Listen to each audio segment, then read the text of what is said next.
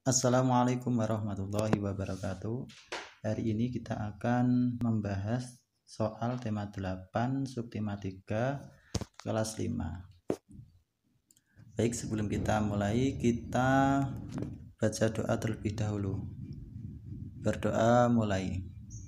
A'udzubillahi minasyaitonirrajim. Bismillahirrahmanirrahim. Alhamdulillahi rabbil alamin. Ar-Rahmanir-Rahim. Maliki yaumiddin. Iyyaka na'budu wa iyyaka nasta'in. Ihdinas siratal mustaqim.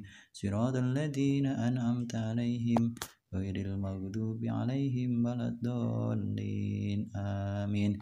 Raditu billahi rabba wa bil islami dina wa bi Muhammadin nabiyya wa rasula. Rabbi zidni ilma warzuqni fahma. Amin.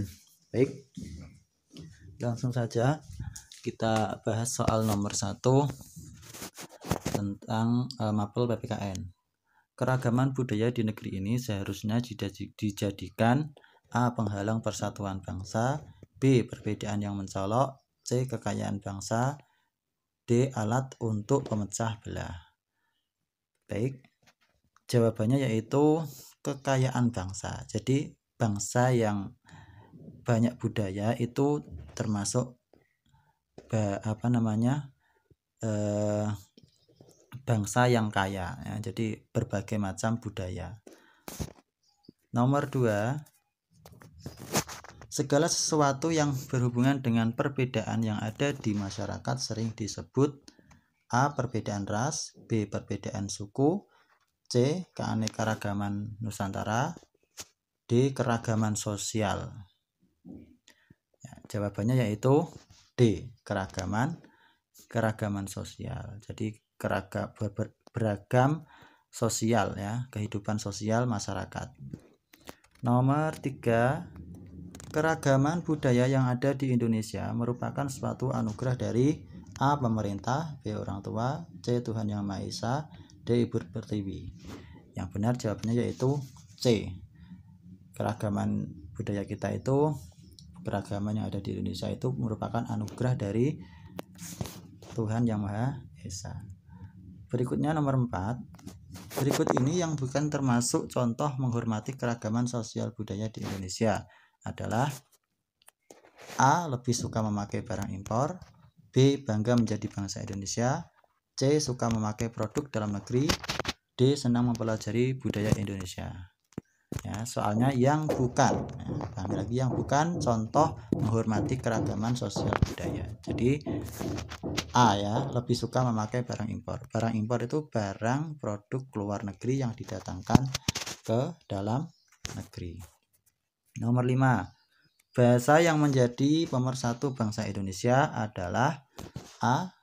Daerah, B. Jawa, C. Indonesia, D. Melayu. Ya, bahasa persatuan Indonesia bangsa Indonesia yaitu bahasa Indonesia. Meskipun bahasa daerah tiap daerah itu memiliki bahasa, tapi ketika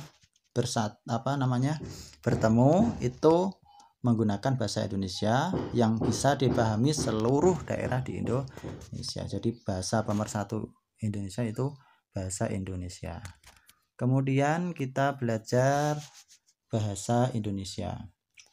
Agar kita mendapat informasi yang cepat dari sebuah teks, maka kita bisa melakukan A. Menulis ulang, B. Membaca seksama, C. Membaca memindai, D. Membaca nyaring. Nah, agar kita cepat ya mendapat informasi itu salah satunya yaitu dengan cara membaca seksama. Membaca seksama itu membaca dengan teliti, dengan memperhatikan dengan sungguh-sungguh. Ya. Membaca ulang juga bisa, cuma kurang cepat ya. Kurang cepat mendapat informasi. Membaca nyaring juga bisa sebenarnya, cuma yang lebih cepat yaitu membaca dengan seksama. Membaca dengan seksama itu membaca dengan dipahami kalimat yang disajikan. Kedua, informasi yang terkandung dalam suatu bacaan non-fiksi berupa, ingat non-fiksi itu apa? Non-fiksi itu cerita yang berdasarkan fakta ya. Kalau fiksi itu berdasarkan karangan atau imajinasi seorang penulis. Ya, contohnya dongeng, ya, mite dan lain-lain itu fiksi. Kalau non fiksi itu berarti nyata. A. Mitologi, B. Fakta, C. Khayalan pengarang, D. Imajinasi pengarang. Nah, berarti jawabannya itu fakta, berdasarkan fakta kalau non fiksi itu. Nomor 3 sekarang. Berikut ini contoh judul cerita non fiksi adalah ya, A. Pohon buncis ajaib, B. Si Kancil, C. Menanam bayam merah, D. Si Gagak. Yang benar yaitu C. Menanam bayam merah. Ini berdasar, kalau dibuat tulisan ini berdasarkan fakta. Ya, kalau pohon buncis ajaib ini mungkin bisa jadi karangan atau khayalan si penulis. Si Kancil ini juga, si Gagak juga. Sekarang nomor 4. Tempat dan waktu terjadinya suatu peristiwa dalam cerita sering disebut A. Penokohan, B. Alur, C. Tema, D. Latar. Nah, kita belajar dulu tentang unsur-unsur cerita. Nah, unsur cerita itu ada yang tema. Tema itu adalah gagasan pokok yang menjadi permasalahan atau yang mendasari isi sebuah cerita. Misal ada tema pendidikan, tema budaya, dan lain-lain. Terus kedua yaitu unsur cerita, yaitu ada tokoh dan perwatakan. Ya, tokoh itu apa? Tokoh itu pemeran, ya. Misal tokoh yang bernama Andi, tokoh bernama Ali. Nah, kalau perwatakan atau penokohan itu watak, ya, watak dari tokoh itu. Misal tokoh Andi tadi wataknya baik, tokoh Ali wataknya jahat, dan ada juga watak yang sedang-sedang saja, datar. Ini dibaca ya. Terus yang ketiga, unsur cerita yang ketiga yaitu adalah latar atau setting, ya. Latar adalah tempat terjadinya cerita. Nah, terjadinya cerita di mana? Misal di sawah, di desa, di perkotaan, dan lain-lain. Yang keempat yaitu alur, ya. Alur dan pengaluran, ya. Alur itu apa? Jalannya cerita. Ada cerita yang jalannya maju, ada yang berjalan mundur, ada yang berkilas balik, ya. Alur maju biasa dari awal, cerita dari awal sampai akhir. Kalau alur mundur biasanya orang menceritakan kisah, ya. Terus unsur yang ketiga, yang selanjutnya, maaf, yaitu sudut pandang atau point of view. Sudut pandang itu bagaimana pengarang menempatkan diri, kedudukannya dalam sebuah cerita. Apakah dia jadi pemeran utama atau jadi pemeran ketiga, itu namanya sudut pandang. Terus yang terakhir yaitu amanah atau pesan. Amanat, ya, amanat dari sebuah cerita, pesan dari sebuah cerita. Nah, itu materi tentang unsur-unsur cerita. Kita bahas tempat dan waktu tadi. Dalam cerita disebut latar atau setting. Nomor 5 sekarang. Sikap karakter yang dimiliki setiap tokoh cerita disebut dengan penokohan. Ya, sikapnya, wataknya itu namanya penokohan. Kalau tadi tokoh itu namanya, nama tokohnya siapa, ya. Plot ini bisa juga disebut alur, ya, alur cerita atau plot. Sekarang kita bahas tentang IPA. Berikut ini yang bukan ciri-ciri air yang sehat atau air bersih adalah tidak berbau, B. Berasa manis, tidak meninggalkan endapan, bersih, tidak keruh, ya. Yang bukan ciri-ciri air yang sehat, ya, yaitu jawabannya berasa manis. Kalau berasa berarti airnya tidak bersih, ya, atau tidak sehat, ya. Sekarang kita lihat materi tentang syarat-syarat air bersih. Air bersih secara fisik pun ya tidak keruh, tidak berwarna apapun, tidak ada rasa apapun, dan tidak berbau apapun. Terus syarat air bersih secara kimiawi. Ini dilanjut tentang dari segi fisik ya. Suhu antara 10 derajat sampai 25 derajat. Yang terakhir yaitu tidak meninggalkan endapan. Nah, ini bisa dibaca sendiri syarat kimiawi dan syarat mikrobiologi. Apabila air tercemar dengan bakteri E. coli dapat menyebabkan penyakit A. diabetes, B. diare, C. sakit jantung, D. patah tulang. Ya, kita pelajari dulu apa itu bakteri E. coli ya.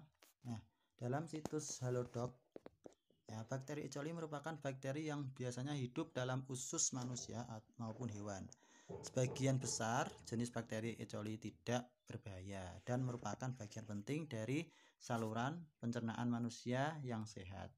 Bakteri ini berfungsi menghasilkan vitamin K dan menjaga keseimbangan bakteri di dalam usus. Namun, jenis bakteri ini juga dapat menyebabkan penyakit infeksi seperti infeksi pada kantung empedu, saluran kemih, saluran selaput otak, paru-paru, dan saluran pencernaan. Infeksi bakteri merupakan infeksi yang dapat terjadi akibat air atau makanan yang terkontaminasi, terutama sayuran dan daging yang dimasak tidak matang. Nah,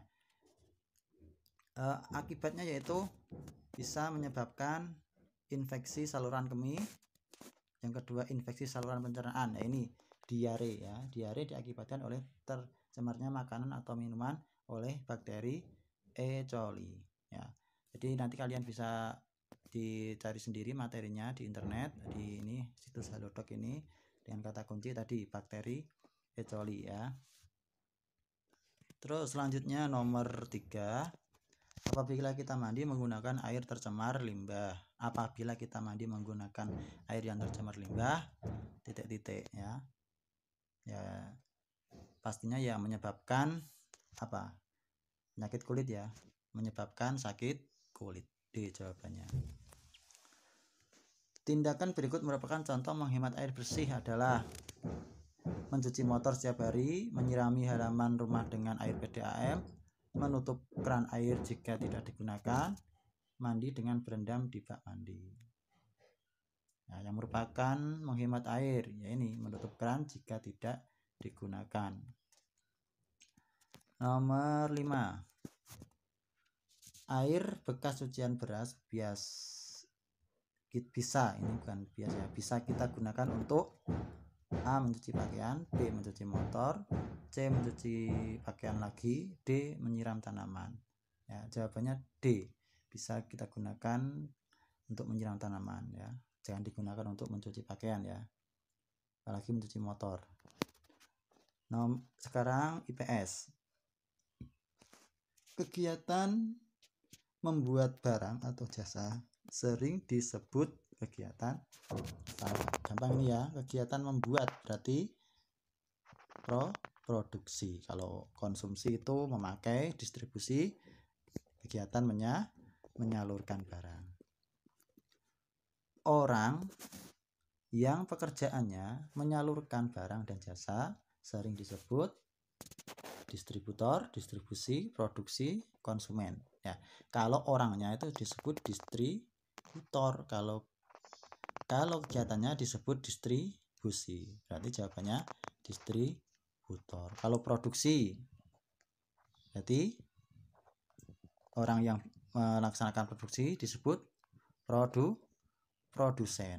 Kalau konsumen ini orangnya, kalau kegiatannya konsumsi. Berikut yang merupakan kegiatan produksi adalah A. menjual barang secara online, B. membuat keju untuk dijual, menikmati secangkir kopi di warung, D. membeli baju di supermarket. Yang benar yaitu membuat keju untuk dijual. Kalau menjual barang ini distribusi kegiatannya namanya. Kalau menikmati secangkir kopi berarti konsumsi, membeli baju juga konsumsi. Nomor 4, berikut kegiatan yang bukan termasuk kegiatan di bidang jasa adalah yang bukan: Gojek dan petani. Gojek jasa, petani barang. Guru dan polisi sama-sama jasa. Tukang cukur, pabrik tahu. Tukang cukur dan pabrik tahu berarti tukang cukur jasa, pabrik tahu barang. Tekstil dan pabrik Indomie barang dan barang. Berikut ini kegiatan yang bukan termasuk kegiatan bidang jasa. Yang bukan berarti yang ini D, pabrik tekstil dan pabrik Indomie sama-sama menghasilkan barang. 5. Adik menikmati sebungkus coklatos berarti adik sedang melakukan kegiatan ekonomi berupa konsumsi. 4. Sekarang SPDP. Gambar yang menunjukkan suatu kejadian manusia atau hewan dalam sebuah peristiwa disebut apa? Disebut dengan gambar cerita. Karena apa?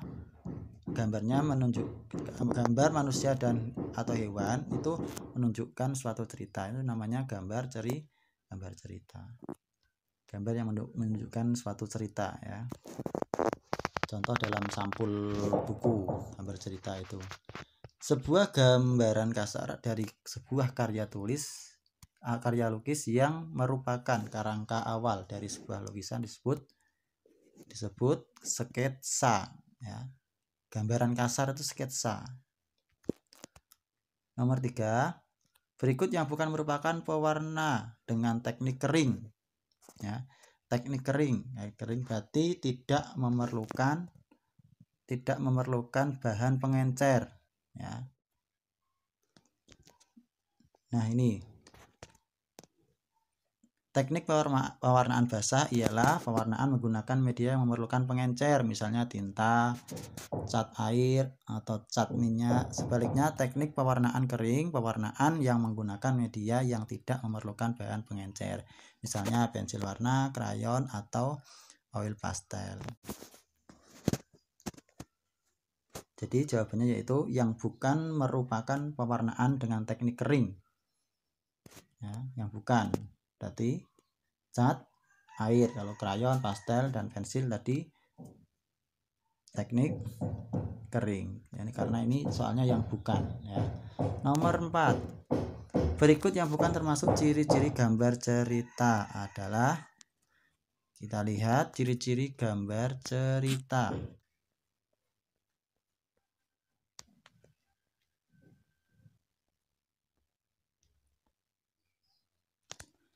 Sekarang nomor 5, berikut pewarnaan teknik basah yang benar adalah ya. Teknik basah tadi sudah dijelaskan, berarti apa? Cat minyak kalau krayon, pensil warna, dan pensil ini teknik kering.